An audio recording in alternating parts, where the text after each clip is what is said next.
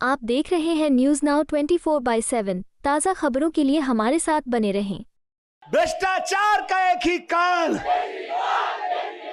भ्रष्टाचार का एक ही काल। ये ईडी और सीबीआई का ताना बाना इसलिए नहीं बुना गया कि कोई बेईमानी हो गई है। ये ईडी और सीबीआई का ताना बाना इसलिए बुना गया है कि कश्मीर से कन्याकुमारी तक किसी चाय के ढाबे पे भी रुके हुए 10 लोगों से बात करोगे कि केजरीवाल कौन है जानते हो, बोले यार वो दिल्ली में काम बड़ा शानदार कर रहा है, और काम तो कर ही रहा है, ईमानदारी से कर रहा है। केजरीवाल जी का नाम आज ईमानदारी का प्रतीक बन गया पूरे देश में। और भारतीय जनता पार्टी इतनी अपने आप को कहते हैं दुनिया की सबसे बड़ी पार्टी होने के बावजूद एक राज्य में एक उदाहरण नहीं पेश कर पाई कि उस राज्य में काम ईमानदारी से हो रहा है और काम हो रहा है। और अभी गया मैं बजरंगबली के मंदिर में, पंडित जी ने आशीर्वाद दिया। वहां जो पंडित जी मौजूद होते हैं वही बजरंगबली जी के वाणी बोल रहे होते हैं। उन्होंने बजरंगबली जी की वाणी से आशीर्वाद दिया कि विजयी भव, सफल भव। मैंने कहा जी एक ही सफलता का मंत्र है, दिल्ली के एक एक बच्चे के लिए शानदार स्कूल बना के देने हैं, यही हमारी सफलता है।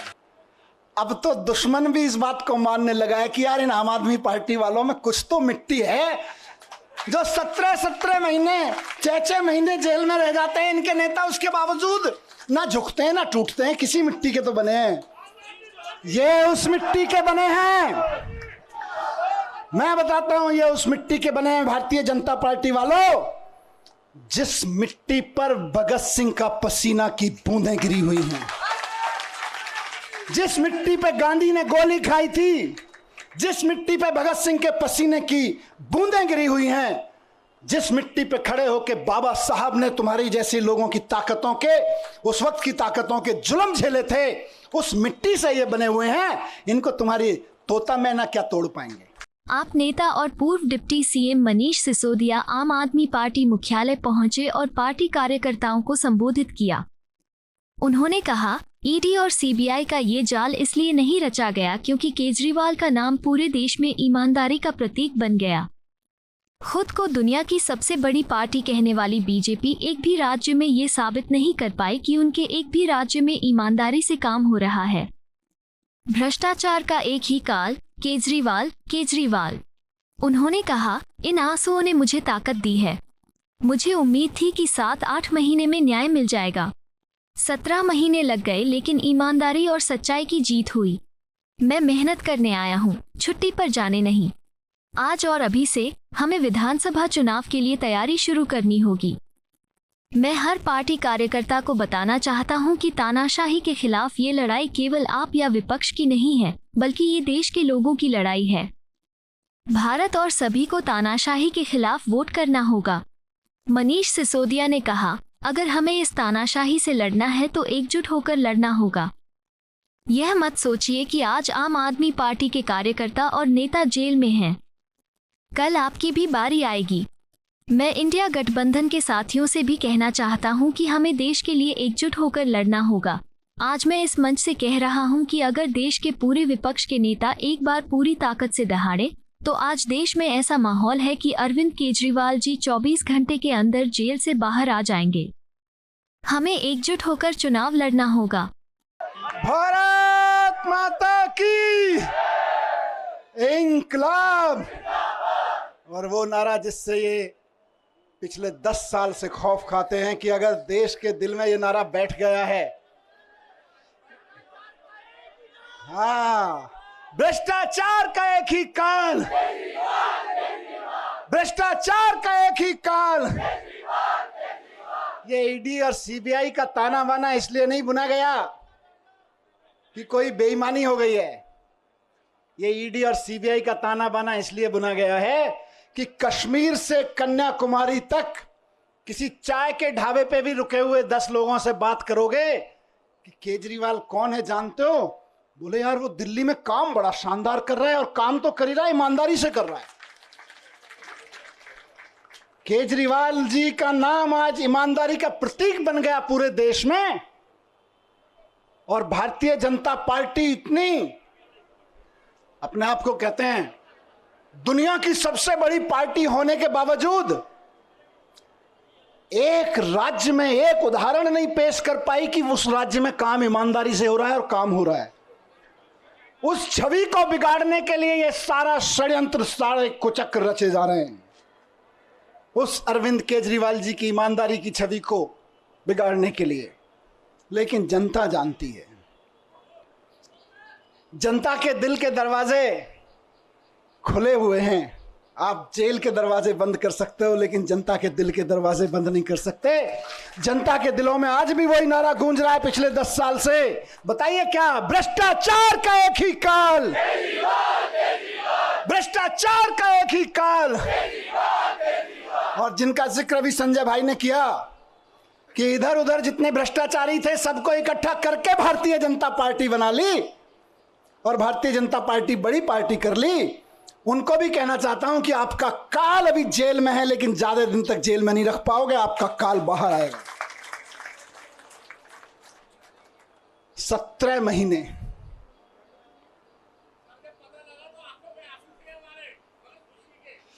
ये आंसुओं, इन आंसुओं ने ही मुझे ताकत दी है 17 महीने जेल में। मैं जब राजघाट पे आपसे बात करके गया था तो कह के गया था शायद 7-8 महीने लगेंगे। मुझे उम्मीद थी कि 7-8 महीने में न्याय मिल जाएगा, लेकिन कोई बात नहीं, 17 महीने लग गए। 17 महीने लग गए, लेकिन जीत सच्चाई की हुई है, जीत ईमानदारी की हुई है। इसीलिए कहते हैं कि भगवान के घर पे देर है लेकिन अंधेर नहीं है। भगवान के घर पे देर हो सकती है लेकिन अंधेर नहीं हो सकती है।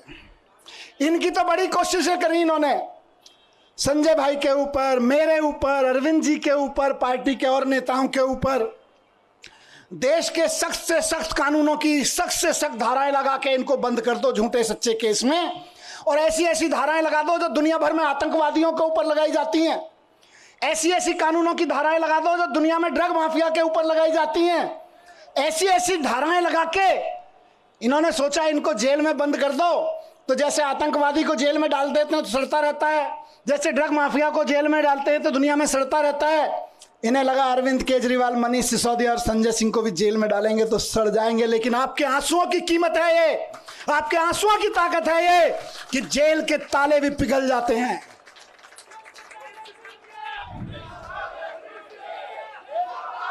एक ही चीज कहूंगा, कल सुबह मैं बैठा था कि सारी दुनिया की सारी बुरी ताकतें भी इकट्ठी हो जाए ना, तो जो सच्चाई के रास्ते पे चलता है उसका साथ भगवान देता है, उसका साथ भगवान जरूर देता है।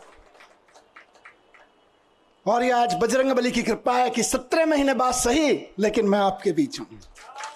और अभी गया मैं बजरंगबली के मंदिर में, पंडित जी ने आशीर्वाद दिया। वहां जो पंडित जी मौजूद होते हैं वही बजरंगबली जी के वाणी बोल रहे होते हैं। उन्होंने बजरंगबली जी की वाणी से आशीर्वाद दिया कि विजयी भव, सफल भव। मैंने कहा जी एक ही सफलता का मंत्र है, दिल्ली के एक एक बच्चे के लिए शानदार स्कूल बना के देने हैं, यही हमारी सफलता है। और इसके लिए मैं कल से कह रहा था अपने साथियों से, हम तो रथ के घोड़े हैं, हमारा असली सारथी अभी जेल में बंद है, वो भी बाहर आ जाएगा। फिर उसके बाद हमको तो जहां हकेंगे हम हकेंगे, लेकिन हमारा असली सारथी अभी जेल में बंद है और जेल के ताले टूटेंगे, बहुत जल्दी छूट के आ जाएंगे। बहुत कृपा है अरविंद जी के ऊपर बजरंगबली की। आपको याद है ना, लंबे समय से बहुत सारे लोग साथ हैं, कितने शुगर का पेशेंट होने के बावजूद कितना लंबा लंबा फास्ट किया, केवल बजरंगबली जी की कृपा से। तमाम तरह के आरोप, इतने इतने आरोप लगाए झूठे झूठे, बच गए, निकल के आ गए केवल अरविंद जी बजरंगबली जी की कृपा से। और मैं समझता हूं भगवान की कृपा, बजरंगबली जी की कृपा हम पर कल हुई बाबा साहब के दिए हुए संविधान की बदौलत। बाबा साहब ने जब ये मुकदमे की सुनवाई चल रही थी, मैं बहुत ध्यान से सुन रहा था, पढ़ रहा था, पूरी डिटेल ले रहा था वकील साहबों से।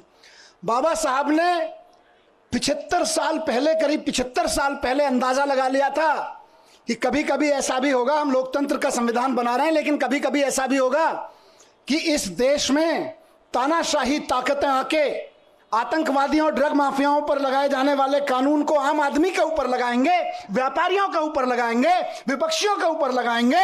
तो उस वक्त उन व्यापारियों को, उन आम आदमियों को, उन विपक्षियों को कौन बचाएगा?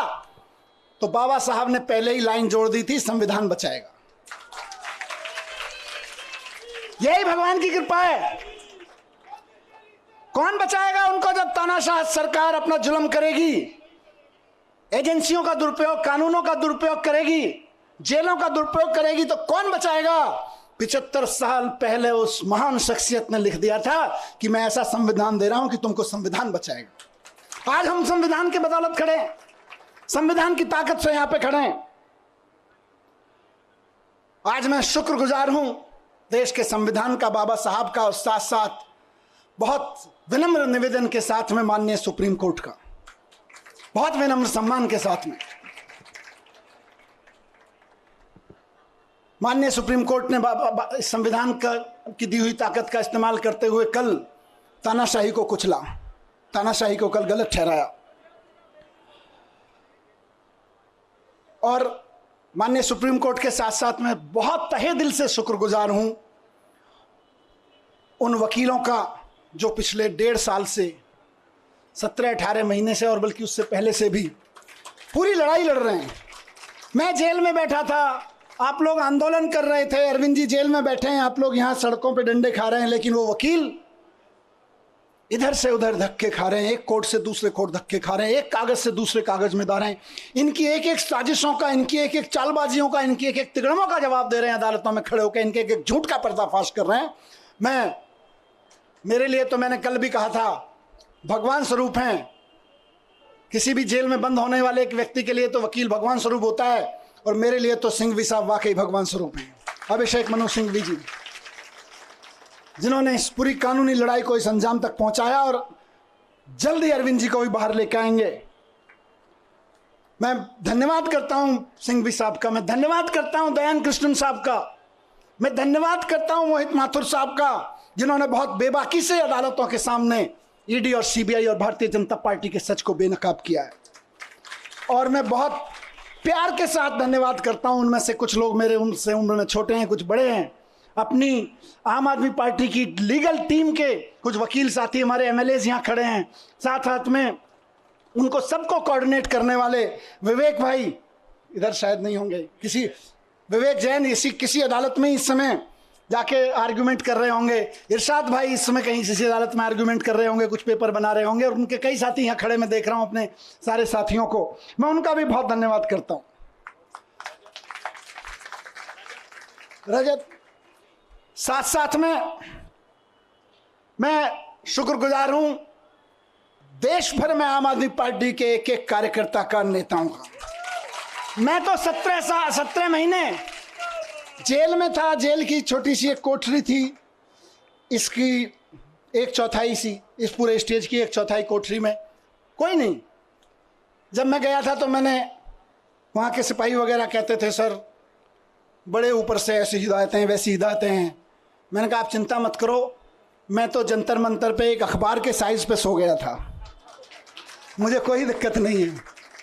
मैं तो वहाँ से निकला हूँ जहाँ अरविंद केजरीवाल जी और मैं और संजय भाई बनारस रेलवे स्टेशन के, और जहाँ देश भर में रेलवे स्टेशन में रात को 2 बजे ट्रेन आती थी, तो इतने भी पैसे नहीं थे कि रात को किसी लॉज में रुक जाएं, तो जाके 9 बजे खाना खा के स्टेशन पे ही सो जाते थे अखबार बिछा के। हम तो वहाँ से भी निकल के आए, हमें तो कोई दिक्कत नहीं है। तो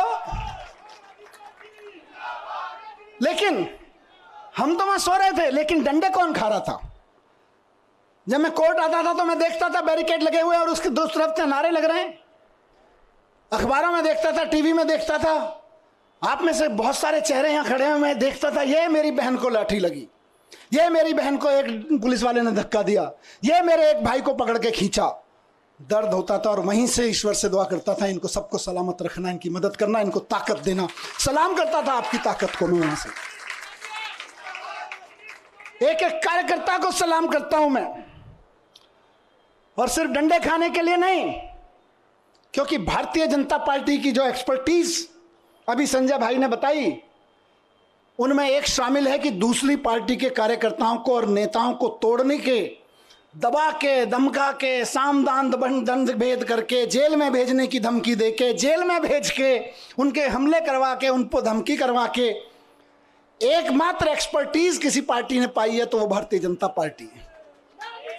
लेकिन उसके बावजूद आप टिके रहे, एक एक आदमी टिका रहा, एक एक आदमी झुका नहीं, टूटा नहीं। एक एमएलए कैसे सारे खड़े हैं, मैं जानता हूं किस किस के ऊपर क्या क्या दबाव नहीं था और क्या क्या नहीं होगा और क्या क्या धमकियां नहीं आ रही थी, लेकिन उसके बावजूद बेबाकी से खड़े रहे, सीना तान के खड़े रहे। उस सीने, तने हुए सीने को मैं सलाम करता हूं आप लोगों को, आप डटे रहे। और आज देखिए मजे की बात, अब तो दुश्मन भी इस बात को मानने लगा है कि यार इन आम आदमी पार्टी वालों में कुछ तो मिट्टी है, जो 17 महीने 6 महीने जेल में रह जाते हैं इनके नेता, उसके बावजूद ना झुकते हैं ना टूटते हैं। किसी मिट्टी के तो बने हैं, ये उस मिट्टी के बने हैं। मैं बताता हूं, ये उस मिट्टी के बने हैं भारतीय जनता पार्टी वालों, जिस मिट्टी पर भगत सिंह का पसीना की बूंदें गिरी हुई हैं, जिस मिट्टी पे गांधी ने गोली खाई थी, जिस मिट्टी पे भगत सिंह के पसीने की बूंदें गिरी हुई हैं, जिस मिट्टी पे खड़े होके बाबा साहब ने तुम्हारी जैसे लोगों की ताकतों के, उस वक्त की ताकतों के जुल्म झेले थे, उस मिट्टी से ये बने हुए हैं। इनको तुम्हारी तोता मैना क्या तोड़ पाएंगे, ये तुम्हारे सीबीआई और ईडी क्या तोड़ पाएंगे, इनको नहीं टूटे लोग। और मैं जेल में बैठा बैठा दुआएं करता रहा और सलाम करता रहा अपने एक एक साथी को कि यह है अरविंद केजरीवाल की मुट्ठी, यह है अरविंद केजरीवाल की फैमिली, यह है अरविंद केजरीवाल का कुनबा, जिसकी एक उंगली को भी हिम्मत से हिला नहीं पा रहे हो तुम लोग। वाह, फक्र था मुझे सब पे। आपने कहा ना कि आप आंसू बहाते थे बाहर, मैं कहता हूं मैं फक्र से सीना चौड़ा करके उस जेल की कोठरी में बैठा होता था अपने एक एक भाई पे के ऊपर, एक एक बहन के ऊपर। यह मेरी ताकत थी। जेल के अंधेरे, मैं कहूंगा कि जेल के अंधेरे में यह ताकत तो होती है कि वो तोड़ तो सकती है, लेकिन जिसके बाहर इतना प्यार, इतनी ताकत, इतना सम्मान। मैं कल से उतरा हूं, मुझे किसी ने बोला मनीष जी 17 महीने बाद आ रहे हो, 2 दिन के लिए रेस्ट पे चले जाना। मैंने कहा यार, जेल के बाहर कदम रखने के बाद पहला हाथ जिस कार्यकर्ता ने पकड़ा था और रात को घर तक जो दूर खड़ा था केवल देख के गया है, वो उम्मीद लगा रहा है कि मेरा मनीष सिसोदिया, मेरा भाई बाहर आ गया है। और मैं कहूं नहीं, मैं तो छुट्टी जा रहा हूं यार, नहीं, खून पसीना बहाने के लिए बाहर आया हूं, छुट्टियां मनाने के लिए नहीं। एक एक दिन जो संजय भाई ने नारा दिया है कि इनकी जमानत जब्त कराएंगे, आज से और अभी से लग रहे हैं। और बीजेपी वालों ढूंढते रह जाओगे कहां गई वोटें, कहां गई वोटें। आज से लगना है सबको। जो सुन रहे हैं सोशल मीडिया और मीडिया के माध्यम से, एक एक कार्यकर्ता साथी को कहना चाहता हूं, दिल्ली के एक एक नागरिक को, हरियाणा के एक एक नागरिक को, देश के एक एक नागरिक को कहना चाहता हूं कि इस तानाशाही के खिलाफ तो एक एक आदमी को वोट करना पड़ेगा। सवाल हमारा नहीं है। तानाशाही के खिलाफ ये जो लड़ाई है सिर्फ आम आदमी पार्टी के कार्यकर्ताओं की नहीं है, सिर्फ विपक्ष के पार्टी कार्यकर्ताओं की नहीं है, ये देश के एक एक आम आदमी की है। मैं जेल में था अभी, तो कई सारी खबरें, अखबार पढ़ता था, टीवी देखता था, न्यूज में कई सारी खबरें विचलित करती थी। ये विचलित नहीं करता था कि जमानत हुई कि नहीं हुई, इससे कभी मेरे को विचलन नहीं हुआ। मेरे को विचलन किस चीज से होता था? मैं देखता था कि देश के कितने कितने बड़े बड़े व्यापारियों को इन्होंने, 500-600 बड़े बड़े व्यापारियों को इन्होंने झूठे केसेस, सच्चे केसेस, इधर उधर के केसेस में बना के बंद कर दिया गया है। उनका किसी पार्टी वार्टी से भी कोई लेना देना शायद ही होगा। लेकिन आप सोचो कि एक व्यापारी अगर कोई मेहनत से काम कर रहा है और उसके ऊपर क्योंकि उसने चंदा नहीं दिया या उसने आपकी किसी पार्टी के नेता से कोई पंगा ले लिया, आपने उसको उठा के जेल में डाल दिया ईडी के केस लगा के, जो केस आतंकवादियों पे, ड्रग माफियाओं पे लगाए जाते हैं, वैसे वैसे खतरनाक केस लगा के एक व्यापारी अगर जेल में डाल दिया जाता है, उसके पीछे हजारों परिवारों को रोजगार मिल रहा होता है, वो भूखे मरने लगते हैं, उनकी बद्दुआ लगेगी। इनको तानाशाही नहीं है तो क्या है? बात सिर्फ विपक्षी पार्टियों के नेताओं की नहीं है, बात आम आदमी पार्टी के नेताओं की नहीं है। बड़े बड़े व्यापारियों को उठा उठा के जेल में डाले दे रहे हैं, और एक किसी कंपनी का चेयरमैन जेल में चला जाता है, किसी का मालिक जेल में चला जाता है, हजारों हजार लड़के लड़कियां जो वहां नौकरी कर रहे होते हैं, उनके घर में टेंशन हो जाती है, क्या करेंगे, कल को कहां से खाएंगे।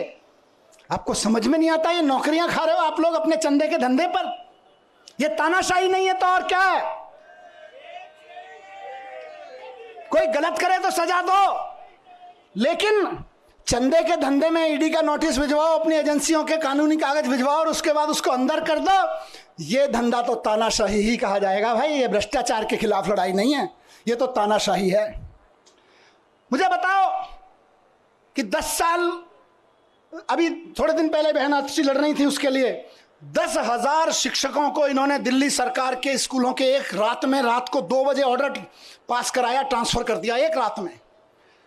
अब किसी का बच्चा आज पढ़ता है स्कूल में 11वीं क्लास में, वो तैयारी करा रहे हैं गुरुजी टीचर पूरी मेहनत से कि यार इसमें तो आईआईटी में जाने का पोटेंशियल है। कल को टीचर का ऑर्डर मिल रहा है, नहीं नहीं हमने तो 10,000 टीचर्स को इधर से उधर कर दिया है क्योंकि हमें तो ट्रांसफर पोस्टिंग का शौक था, अब तुम भाड़ में जाओ। ये तानाशाही नहीं है तो और क्या है?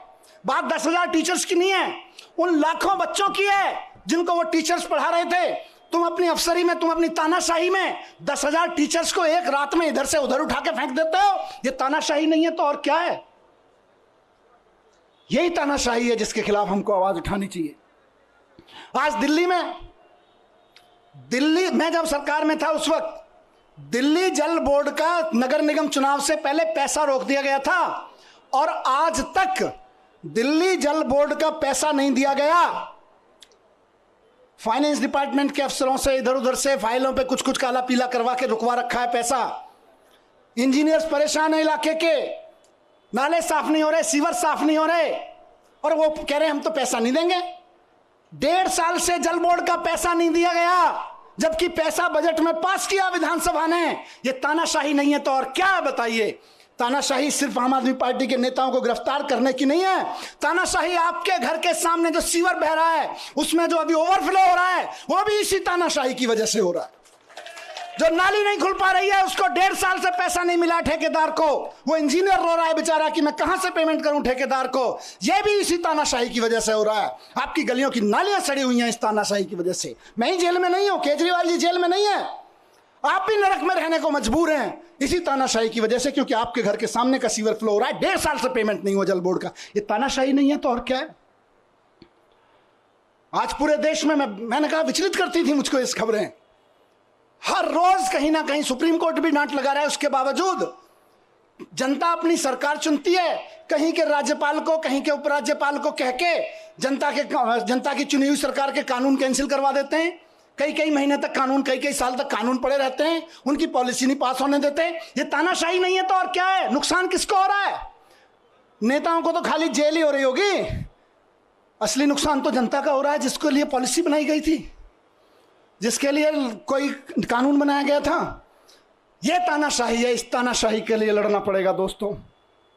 और आखिरी बात जो मैं अभी, क्योंकि विचलित करनी है कई सारी चीजें, मैं अभी 2-3 दिन पहले टीवी देख रहा था, और उससे पहले भी देख रहा था टीवी में। 1 साल से टीवी देखा न्यूज़ पे, और क्या सहारा था, आपकी खबरें, आपकी शक्लें देखने को मिल जाती थी। मैंने देखा कि देश के गांव से एक बहुत प्यारी सी हमारी बेटी निकल के खेलों में देश का परचम लहराती है सारी दुनिया में, और जब वो खड़े होकर कहती है कि आपकी पार्टी के एक अफसर ने, आपके लगाए हुए एक फलाने नेता ने हमें छेड़ा है, तो आप उसको गिरफ्तार तक नहीं करते, और हमारी उस बेटी के ऊपर तरह तरह के सोशल मीडिया ट्रोलिंग और ये सब कराते हो। ये तानाशाही नहीं है तो और क्या है, मुझे बताइए? और तुम्हारे उस ये बेशर्मी तानाशाही है कि उसको गिरफ्तार तक नहीं किया जाता। इस देश की बेटियां जंतर मंतर पे बैठी रही, खिलाड़ियां, हम और आप सब अपने बच्चों को खिलाड़ी बनाने का सपना देखते हैं, बेटियों को कहते हैं जा बेटी उछाल, लगा छलांग और छा जा फलक पे, और उसको कोई बैठ के वहां पे इनका चमचा बैठ के उसको छेड़े तो हमें सहन होगा, लेकिन ये तानाशाही है कि उसको गिरफ्तार तक नहीं करते हो तुम। यही तानाशाही है दोस्तों, और उस तानाशाही का चरम स्वरूप हमने देखा कि अब उस बेटी के साथ क्या किया गया। मैं बहुत ज्यादा नहीं कहूंगा उस बारे में, लेकिन सबको पता है किसने किया और क्या किया। आज अगर उसके आंसू बहे हैं तो कुछ तो खेल किया गया है, कुछ तो खेल किया गया है।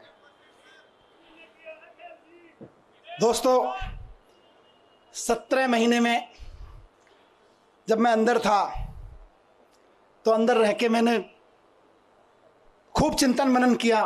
टाइम ही टाइम था, यहाँ तो आप लोग टाइम देते नहीं हो, वापस आ गया हूँ, फिर टाइम नहीं दोगे। खूब चिंतन मनन किया, अपने ऊपर भी किया, समाज के ऊपर, देश के ऊपर, व्यवस्था के ऊपर, सरकारों के ऊपर खूब अध्ययन किया। मेरे ख्याल से मैंने कम से कम हर 3-4 दिन में एक किताब खत्म कर देता था मैं। और कई लोगों ने भेजी, बाई पोस्ट किताबें भेजी आप में से कई लोगों ने, भाई साहब ये भी पढ़ो, ये भी पढ़ो, ये भी पढ़ो। तो यहाँ वहाँ भी नहीं छोड़ते थे, बोले काम पे लगाए रखेंगे। तो करीब करीब मैं समझता हूँ 300 की किताबें मैंने पढ़ी वहाँ पे। हर 2-3 दिन में एक किताबें खत्म हो जाती थी। पर सबसे पहले आपको ध्यान होगा मैं गीता लेके गया था, और गीता लेके गया था तो मेरे दिमाग में ना प्रश्न थे कि यार भगवान, मैं तो स्कूल ही तो बनवा रहा था, मेरे को जेल क्यों भेज दिया?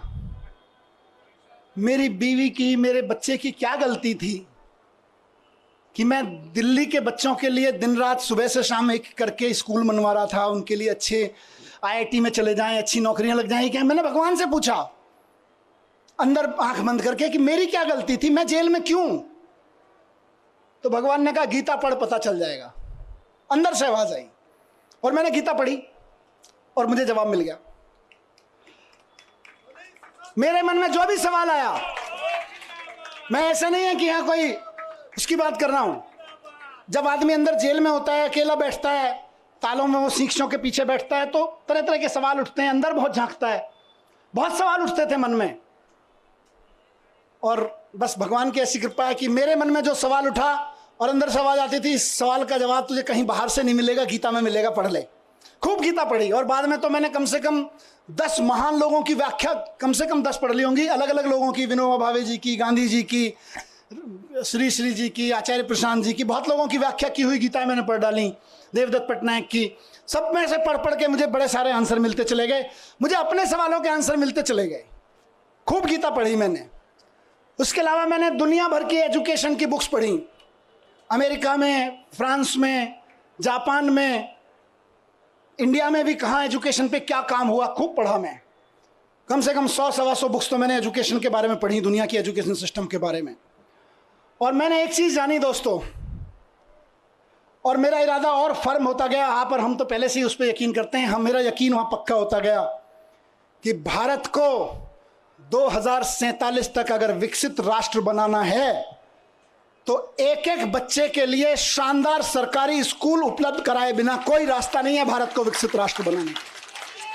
17 महीने में, उससे पहले कि अपने काम, आप सबके काम और इस अध्ययन चिंतन मनन के बाद लेके लौटा हूं और कुछ दुनिया के बारे में सोच समझ के लौटा हूं कि अगर भारत को विकसित राष्ट्र बनाना है तो देश के एक एक बच्चे के लिए शानदार सरकारी स्कूल, और जहां प्राइवेट है उनकी प्राइवेट स्कूलों की फीस कंट्रोल में रखो। इसके अलावा विकसित राष्ट्र बनाने का कोई राजमार्ग नहीं है, कोई रास्ता नहीं है।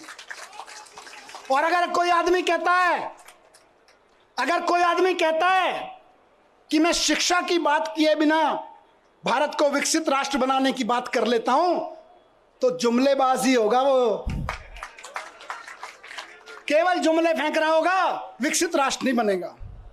अगर कोई आदमी कहता है कि इस देश के हर आदमी के लिए अच्छे अस्पताल, अच्छे मोहल्ला क्लिनिक उपलब्ध कराए बिना, अच्छे सरकारी अस्पताल बनाए बिना हम विकसित राष्ट्र खड़ा कर लेंगे, तो महाजुमलेबाज होगा, नेता तो नहीं हो सकता, वो कोई विजनरी लीडर तो नहीं हो सकता। अपनी तानाशाही, जुमलेबाजी की आड़ में तानाशाही का चुनाव जीतने की कोशिश कर रहा होगा, लेकिन नहीं बन सकता।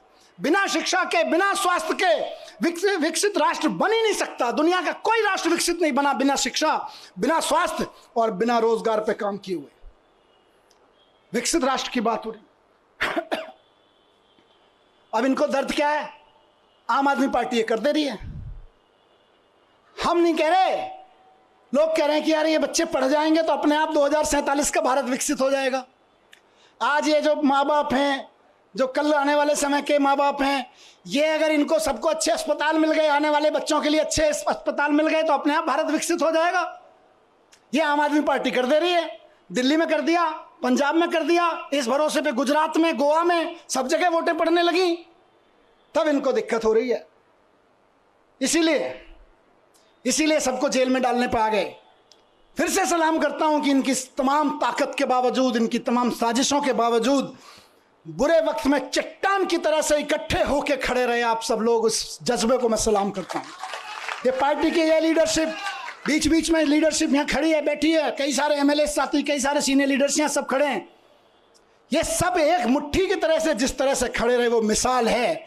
आने वाले समय में जब आम आदमी पार्टी का आगे जाके राजनीतिक इतिहास लिखा जाएगा देश का, तब लोग कहेंगे कि सबसे बुरे दौर में पार्टी की सारी सीनियर लीडरशिप अपना खून पसीना एक करके सड़कों पे लड़ रही थी, एकजुट होकर लड़ रही थी। ये केजरीवाल जी का कुनबा एकजुट होकर लड़ रहा था, केजरीवाल जी का कुनबा बिखरा नहीं, केजरीवाल जी के साथ खड़ा रहा। इसी से इनको डर लगता है। और फिर कह रहा हूं कि भारतीय जनता पार्टी को अगर लगता है कि मनीष सिसोदिया को जेल भेजने के बाद वो दिल्ली की शिक्षा क्रांति को रोक लगा देंगे, तो वो गलती कर रहे हैं, वो भूल कर रहे हैं इस बात की। दिल्ली के हर गरीब आदमी को, और ये इलेक्शन का ऐलान कर रहा हूं, दिल्ली के हर गरीब आदमी को बेहतरीन शिक्षा देके उसको समाज की मुख्य धारा में लाने का सपना पूरा करने के लिए हम अपनी जान भी दे देंगे। तुम जेल की क्या बात करते हो यार? तुम जेल से डराते हो, हम जान देने के लिए तैयार हैं। बच्चों की एजुकेशन के लिए, नौकरी के लिए, स्वास्थ्य के लिए तो हमारी ये कई जिंदगियां भी कुर्बान हो जाएं तो कम है यार। आप हमें जेल से डराते हो? नहीं डरेंगे, नहीं डरेंगे आपकी जेलों से। केंद्र कितना भी षड्यंत्र कर ले, 2 करोड़ जनता दिल्ली की, उसके जीवन में खुशहाली लाने के लिए फिर से हम उतरेंगे। एक एक घर पे जाएंगे, एक एक घर को बताएंगे कि केजरीवाल जी इसलिए जेल में नहीं है कि उन्होंने कोई जुल्म किया है, वो इसलिए जेल में है कि आपके बच्चों को एजुकेशन देने का सच्चा काम उन्होंने करके दिखा दिया। वो इसलिए जेल में नहीं है कि उन्होंने कोई भ्रष्टाचार किया है, वो इसलिए जेल में है कि आपके मोहल्ले में जो मोहल्ला क्लिनिक चल रहा है, वो मोहल्ला क्लिनिक केजरीवाल जी ने बना दिया और आप आराम से वहां जाके अपना छोटी मोटी चीज़ों का इलाज करा लेते हो। बड़े बड़े सरकारी अस्पताल शानदार होते चले गए, इसलिए केजरीवाल जी जेल में है। और ये फिर से कहूँगा कि जैसे संजय जी को निकाला, जैसे मुझे निकाला और साथियों को निकाला, हर साथी को और केजरीवाल जी को भी संविधान की ताकत निकाल के लाएगी। भारतीय जनता पार्टी और इनके तोता मैना कितने ही ताकतवर हों, लेकिन देश के संविधान से ताकतवर नहीं है। ये लोग देश के संविधान से ताकतवर नहीं है। इनकी सारी यातनाएं, सारी पीड़ाएं सह के भी हम तैयार हैं, क्योंकि हमको यकीन है कि हमारा सुप्रीम कोर्ट है और हमारा संविधान है, संविधान जीतेगा। बस आखिर में यही कहूंगा कि हम भगत सिंह के चेले हैं। कह के गया था ये बात, कह के गए थे ना, भगत सिंह के चेले हैं, डरने वाले नहीं है तुम्हारी जेलों से भी और तुम्हारे तोता मैना से भी। 17 महीने में जैसा गया था, बिल्कुल 17 महीने पहले जैसा गया था वैसा ही दिख रहा हूं कि नहीं दिख रहा? एनर्जी कुछ कम है कि ज्यादा है? ज्यादा है ना? बस इनको लग रहा था जेल भेज के एनर्जी तोड़ देंगे, अब ये कहेंगे यार इनको जेल मत भेजो, ये तो दुगनी एनर्जी लेके आते हैं।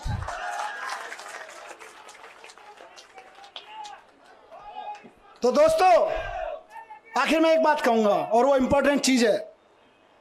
देखिए, मैंने सारी बात इसलिए कही क्योंकि तानाशाही की लड़ाई है, और ये तानाशाही मेरे लिए नहीं, अरविंद केजरीवाल जी के लिए नहीं, आम आदमी पार्टी के कार्यकर्ताओं नेताओं के लिए नहीं, विपक्ष के पार्टी कार्यकर्ताओं नेताओं के लिए नहीं, देश के एक एक आदमी को बचाने के लिए है।